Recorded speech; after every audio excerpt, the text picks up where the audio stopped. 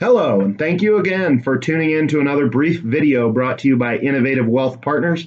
Today we are going to focus our time on 10 tips that we can offer you based upon our 20 years in the industry to make better financial decisions moving forward. The first tip is going to revolve around insurance. We spend a great deal of time focusing on insurance, and we start with the P&C or property and casualty insurance contracts that you have as a consumer. And the few items that we're going to focus on for this tip is one, the deductible. So in our opinion, the deductible is the biggest way that you as a consumer can save money on your auto, homeowners, and potentially umbrella contract if you have one. Sometimes firms call that a retainer, but in general, review your deductibles. Okay, your deductibles drive the cost of the insurance. If you have higher deductibles, you are going to save money on your premium dollars on your insurance. We see a lot of consumers in today's marketplace having a deductible set too low. In other words, we ask the simple question, would you turn in a claim for a couple $100? Usually the answer we get back from our customers and clients is no. And we encourage people, if you're not going to turn in a claim, raise your deductible to the level in which you would turn in a claim. Okay? This is a simple way to save premium dollars and just review your coverage. In addition to this, we strongly encourage people to have an inventory of their home contents. An inventory of your home contents can be coordinated with your homeowners or your property insurance. It hopefully ensures that you are going to be able to recoup any money that you might be owed after a claim has happened. Okay, obviously we hope that a claim does not happen, but in the event that it does, we want you to be able to get as much out of your insurance premium dollars as possible, and we like to encourage people to have an inventory of their home contents in order to maximize their coverage capability. The other aspect of that is making sure that you have full replacement coverage. Okay, full replacement just means you will get the full value of any item, regardless of how old it is. You are going to get a replacement value rather than a depreciated value of any items that are years and years and years old. The last thing that we would encourage people to just review is an umbrella contract. We know that a lot of people are not aware of this, but you can pick up an umbrella coverage for a very nominally low amount of money relative to other things in today's marketplace. We would encourage people to just consider that for the premium dollars. Oftentimes it is a worthwhile expense. So, tip number 2 is one that I could oftentimes learn from myself. Don't be cheap.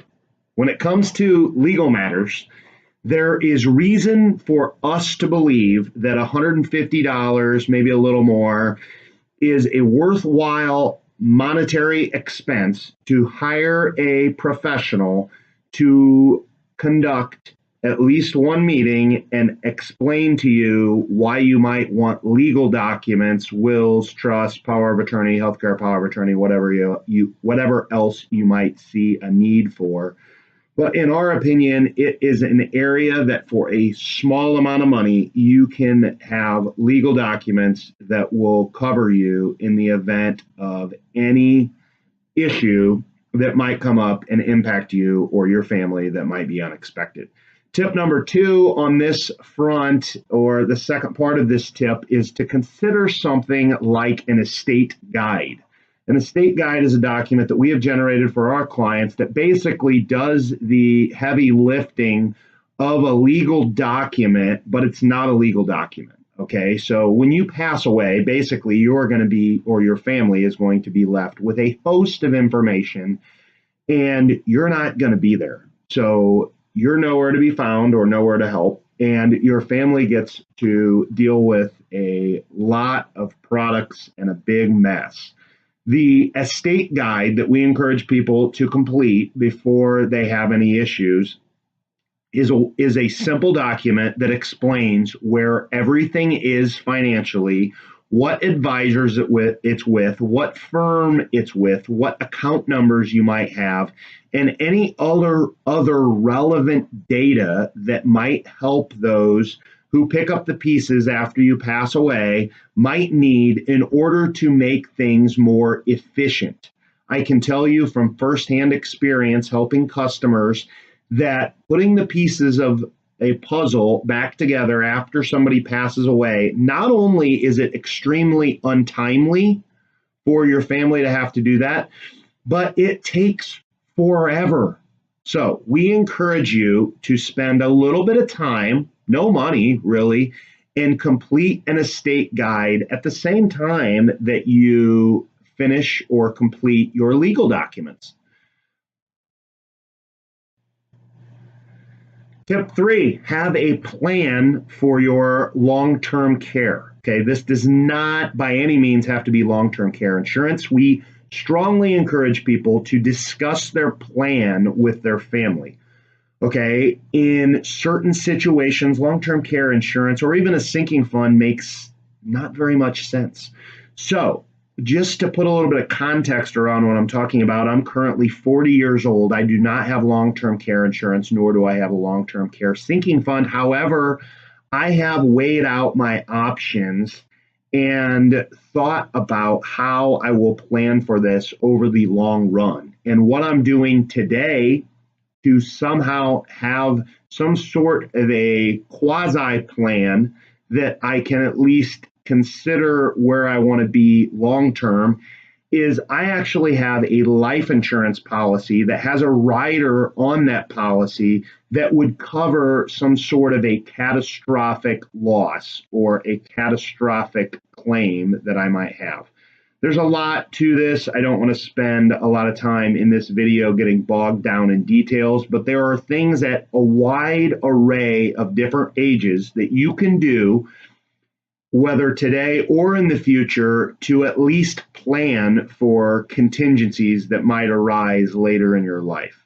Okay, you can't always solve problems today that might arise in the future, but you can at least discuss them, consider them, and have a plan in place. Use common sense when it comes to your risk and reward characteristics and what you're comfortable in doing with your money. We have seen at least a dozen people who have came into us with the idea that they wanted to chase a return with their conservative money or their less risky money. So they want to take money out of a savings account and move it into something else to generate an additional return or yield. Makes sense, right? However, we see people oftentimes willing to take a huge increase in their risk, maybe 50% increase in their risk of their conservative money in order to generate a nominally low, let's just say 1% increase in their potential returns. Okay, now we obviously are just advisors. We cannot tell you what to do with your own money. We just give our advice and you make your own decision. So that being said, we would never want to see someone take a great deal of additional risk for a very low amount of increased potential return. Now, if you're going to take a small amount of increased additional risk and generate a potential massive amount of increased potential return, that is an equation that we like, right? That makes a lot of sense. However, that's not the common thing that we have seen in today's society with low interest rates.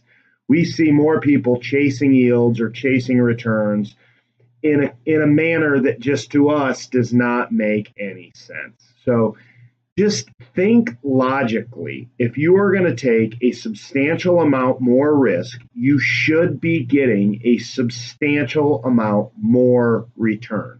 Okay, it's not like if you're earning 1% and you're going to go from 1.5% to 1% on your yield, that you should take a 50% additional risk. metric in that kind of calculation or in that strategy. It just doesn't make any sense, right? You might earn an additional $5 or $20 or $50 or $100. It really doesn't matter. It's all relative, but it is something that for us, you have to be logical when you take additional risk. Tip number 5 is an important one, not all that action oriented, but you can use it for your future actions, and it revolves around balance. One of the biggest problems that we see facing retirees in today's marketplace is the fact that they have a lack of balance in their financial accounts. What that specifically means is that they are over allocated to usually qualified dollars. In other words, they have an inordinately high percentage of their assets. Usually their investable assets, it's almost all of their investable assets, is in a qualified account. This is not technically the end of the world. It's not that big of a deal. However, it is much more it's much easier to make financial decisions and to plan for changes in the economy and in the tax system if you have balance amongst multiple different tax type of accounts. Okay, so obviously most of you know this, but there are IRAs, there are Roth IRAs, there are many varieties of each. And then there are non-qualified accounts, and there's a whole host of varieties on that side of the table as well. Basically, our tip on this bullet point is to say, if you can have balance and you can plan that out at a younger age, that is definitely a wise move. It makes it significantly easier to plan for things when you get to retirement. Let's get into the use of debt. Debt is, of course, a financial instrument that revolves around the context of borrowing money. We all know this. Most of the people in today's marketplace that get a lot of media attention or attention in general with regards to the elimination of debt usually have some sort of a scriptural basis or religious basis for discussing the idea of elimination of debt. When we look at debt, we can see some of the relevance behind what they're saying. So if you have a religious affinity for paying down debt, we totally understand that and can help with that. We would want to tell you or just educate you in this video that most financial services companies' products, okay, so whether it's insurance or investments, most of those products do, in fact, utilize in some way, shape, or fashion, at least one, but usually way more than one, they do utilize debt instruments to generate a return. Okay, this isn't a video that I want to get bogged down in the weeds discussing how returns are generated by massive corporations. However, you're just going to have to trust me on the fact that there are many different ways that corporations would utilize debt in order to hedge or in order to generate the return that you and I see as consumers. Okay, we think that debt can be used extremely irresponsibly, so we would err on the side of not utilizing many debt instruments. However, in a coordinated and efficient or an effective use of the products that are in the marketplace today, oftentimes there are actually reasons to utilize debt instruments. And there's a whole host of reasons why that may be, but we think that debt can be very good and it can also be very bad. So we encourage you as a consumer, our tip here is just to use debt responsibly. If you need our opinion on how that can be done, we can help. Tip number 7 boils down to consistency. Consistency, in our opinion, is one of, if not the most important aspects of investing in today's marketplace. And consistency does not necessarily mean the old adage of sit it and forget it forever. Okay, we would argue that in today's marketplace, consistency means following your plan. And your plan can be anything that is specific to you and takes into account your objectives, your values, and your philosophy, your investment philosophy, or your outlook on what you're trying to accomplish. So we would encourage you to follow your plan and not get bogged down or not get swayed by emotions in the middle of something that you're trying to accomplish. Okay, just because you're running a marathon and you get tired halfway through or three-quarters of the way through does not mean it's a good idea to quit, right? And it's very similar to that with financial matters. Just because it might take a while for our plan to play out how we might think it should does not mean we should abandon our plan. It means we should revisit our plan and make sure that our values and our objectives haven't changed. And then traditionally, we will want to have a very consistent approach to most of the things that we do financially.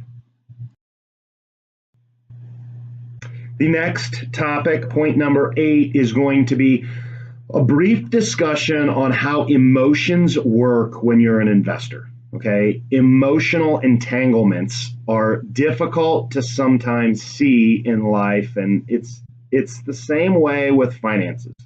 Okay, so if you allow yourself as an investor to get emotionally involved in what you are doing, whether it doesn't matter what it is, really, for that matter, it can be a problem because our emotions are going to fly in the face of point number 7, which is the consistency of what we need to be accomplishing. Okay, if we allow ourselves to base our actions on how we feel, traditionally, we are going to make the wrong choices. Okay, we are going to sell when the market is at an all-time low. And believe me, I had multiple clients that sold back in, I don't know, I would say early to mid 2009, right? These people are no longer clients, not due to the fact that I fired them, but due to the fact that they are no longer with me. I can't speak to exactly why, but I can tell you that selling at a record low time period is almost always a very bad idea, as is buying at the top, right? So both in a bull market or in a bear market, there are times when you will be tried and tested as a consumer and as an investor, okay? And our role as consistent individuals is to basically ignore or attempt to ignore some of the noise that's out in the marketplace, stick to our plan, and make sure that we are making sound financial decisions and not trying to constantly time the market, which history has proven that for almost all investors is nearly impossible. So basically, try as best you can to keep emotions out of your investments. Tip number 9 is a very important one. Okay, do not hold on to assets just because. Okay, know when to cut your losses and run. This is very important. I cannot tell you how many clients that I have ran into that are waiting for a recovery in a certain either stock or fund or whatever it is that they might own. And they are waiting for that asset class to return to its value, usually that consumer paid for it, before they sell. One of the toughest things as a consumer to keep in mind is that you always have to factor in your cost of money. Your cost of money is simply the cost that you are incurring to holding on to an asset in which you could sell and do something else more lucrative with that money.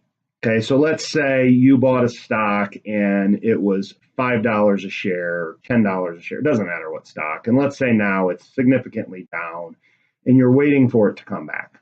There is a cost of owning that asset in multiple ways. And the primary way that we would encourage you to think about in this section of the video is that cost, whether it's a few $1,000s or multiple thousands of dollars, is costing you not only whatever you're paying to own it, but also what else you could be doing with those dollars. Okay, so you could shift those dollars into another asset, and that other asset might either be earning an interest in an interest-bearing account, or it might be appreciating in another asset class.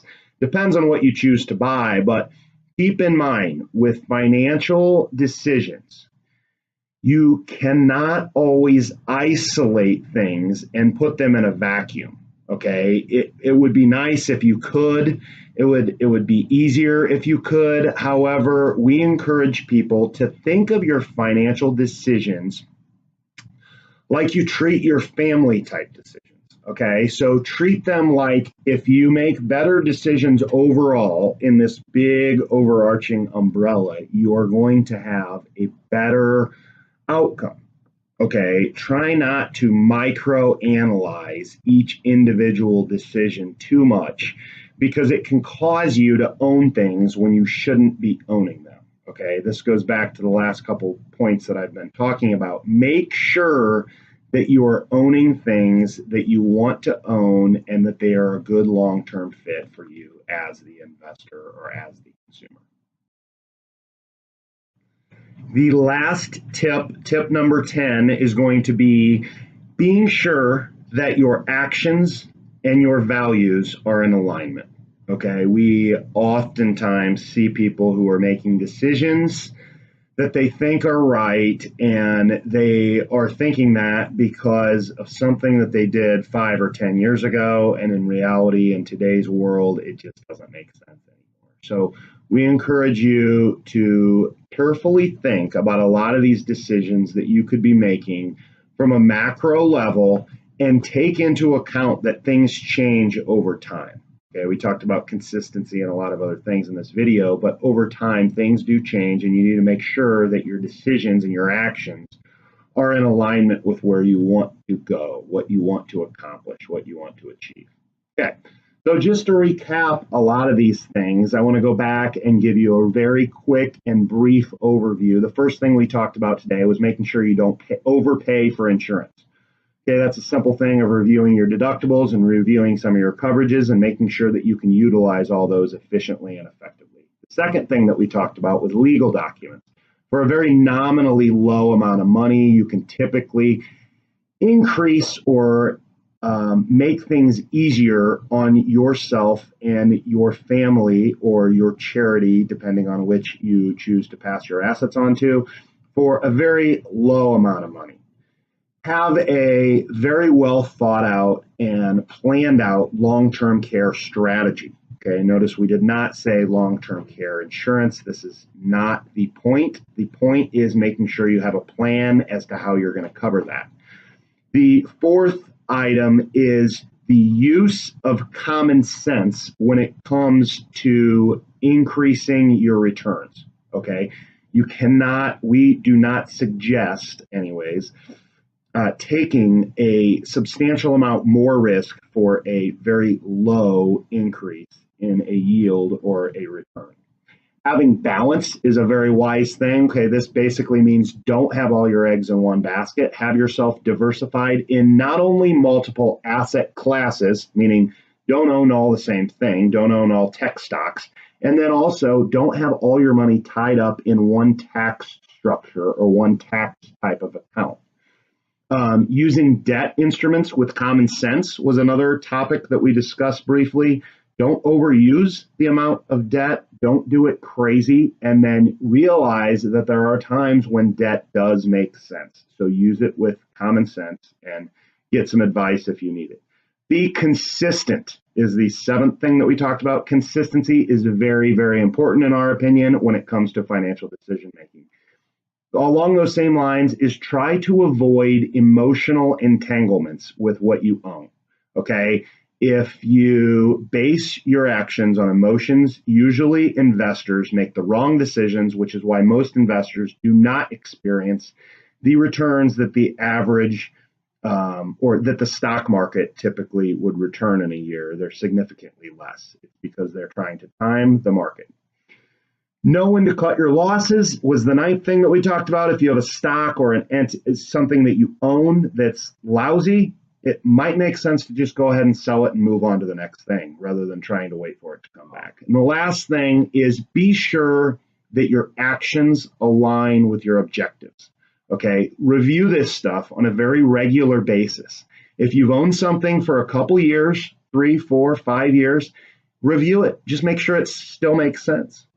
Hopefully, we have provided you 10 things that you can utilize in your next financial review. If you have any questions, feel free to reach out to us. Thanks for checking out this video.